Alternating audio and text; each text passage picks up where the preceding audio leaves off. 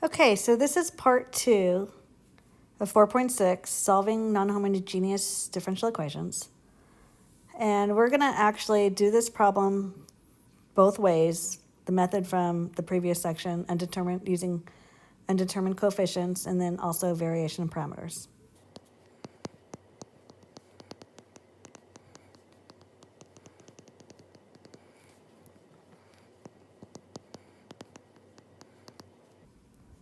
So using undetermined coefficients, our first step is to find YC, which is our homogeneous solution.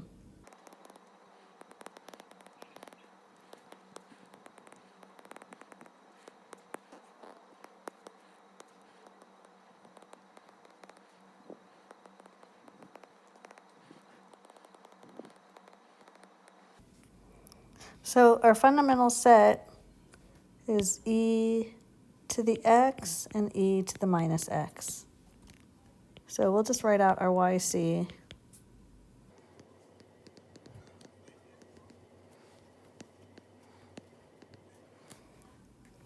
And now our YP, our particular equation, since g of x is cosh x, let's go ahead and write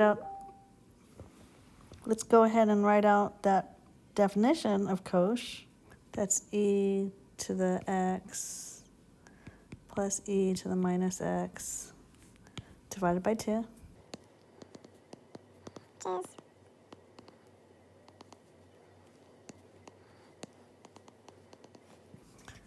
So our guess for YP is our first guess, e to the ae to the x plus b e to the minus x.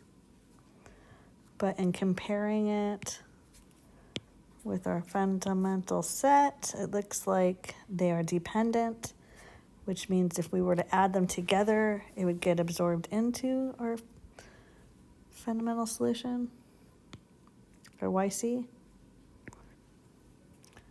So our second guess, we have to make it linear by multiplying 3 by x.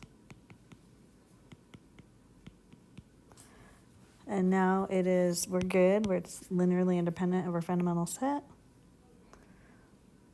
And so now let's take the derivative and the second derivative and plug it in.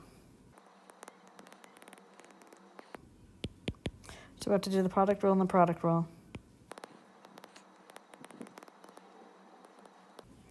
And that's the derivative of that, so it's minus.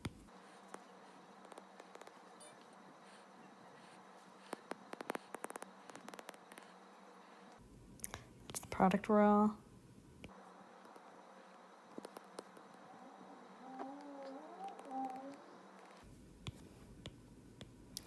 Chain rule. We can clean it up a little bit.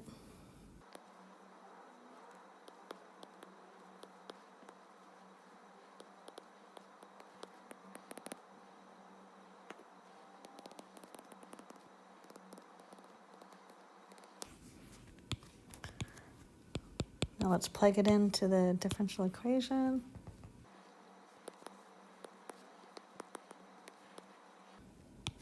We don't need this middle part. So plugging in YP.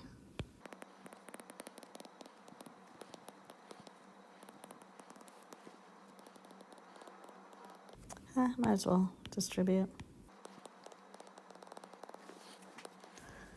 To add our like terms.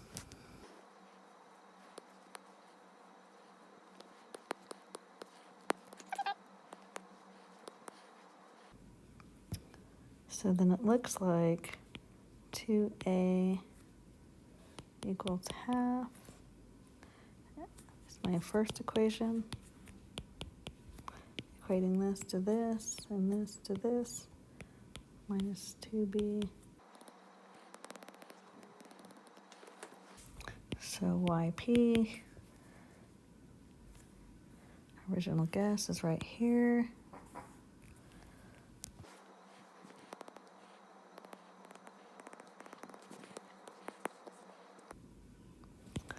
So that's our YP. So our solution, Y equals YC plus YP. So Y is equal to C1 e to the x plus C2 e to the minus x. That's my YC plus my YP is right there. That is our general solution. Okay, so now let's do our second method, variation of parameters. Okay, but we'll probably go ahead and change the definition of the cosh. Change it to the definition, which is half e to the x, that's a plus, half e to the minus x. Okay, so we have our YC, our fundamental set is e to the x, e to the minus x. We just did that above there. So our Wonscan, basically it's going to go e to the x, derivative,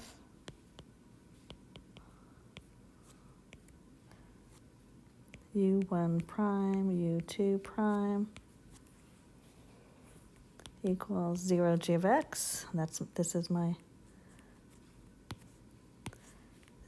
g, f of x, I should say.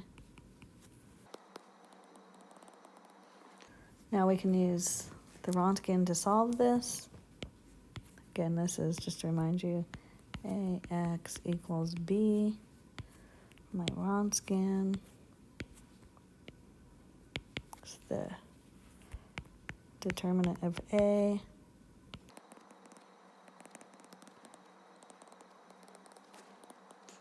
So these two add, and we get e to the minus e to the 0 minus e to the 0, which is minus 1 minus 1.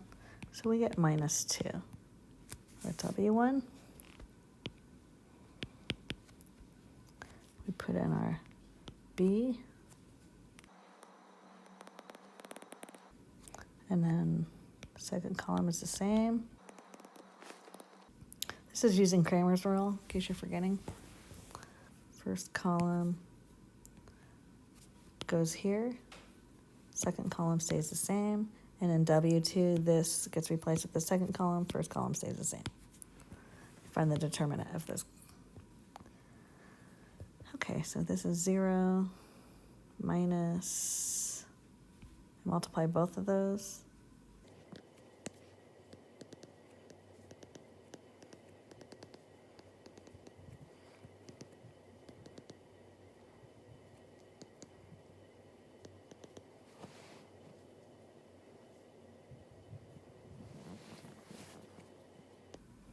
Okay, so that's e to the 0, this one here. The second one, minus x is minus 2x. And then W2. First row stays the same. Second row gets replaced with g of x. Find the determinant. Distribute it, clean it up. Okay, so we have our three pieces. Let's basically our unknown, which is our u1 prime.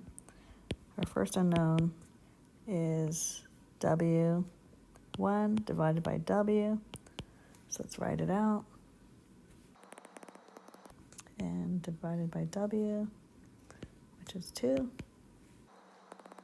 Distribute. So u1 prime. Oh, sorry, it's negative. So these do become positive. Integrate both sides.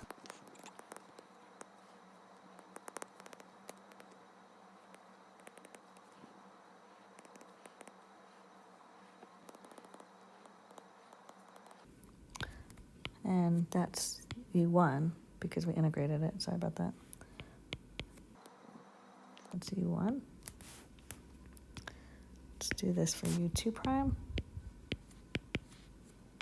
It's w2 divided by w.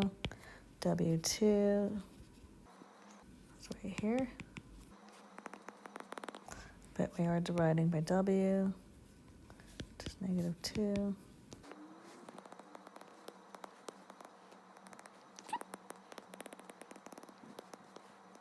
So we're going to integrate both sides to find u2. So we get u2 equals, integrate, and there's our answer for u2. So remember yc,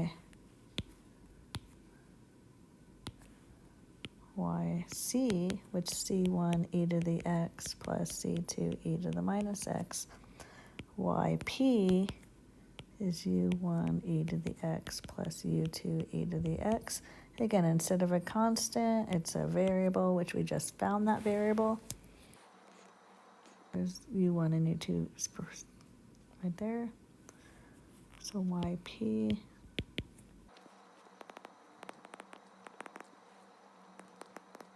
plus u2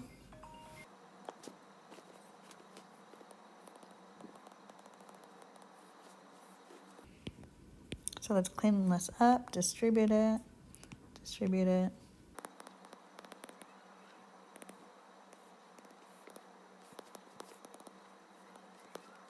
Oh, this is minus x.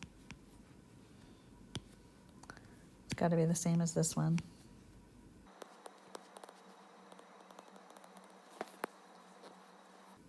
So I'm going to go ahead and point this out now, but I'll take care of it after I put it together. But we are going to add our yc and our yp, since y equals yc plus yp. And it doesn't look exactly, our yp is not the same as the last problem, right?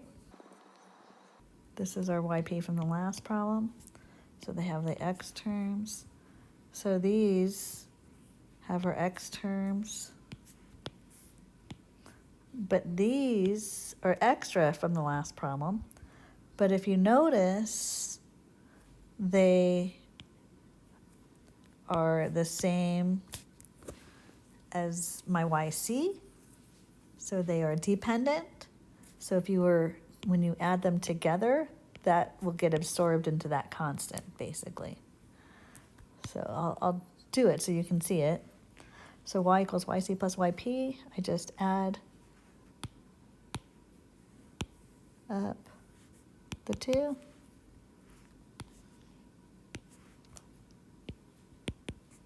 yc, c1.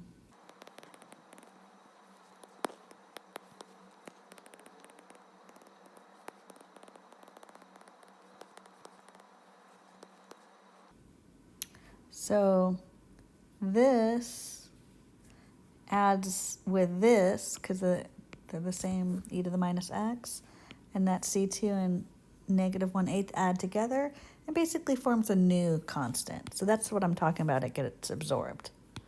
And so the same thing happens with, so basically the same thing happens to this term and this term. Okay, they both have the same variable part. The c1 adds to the 1/8, -1/8. They add together, forms a new constant. That constant basically gets absorbed into this one. And so therefore, these two terms just disappear. And so our y is c1 e to the x plus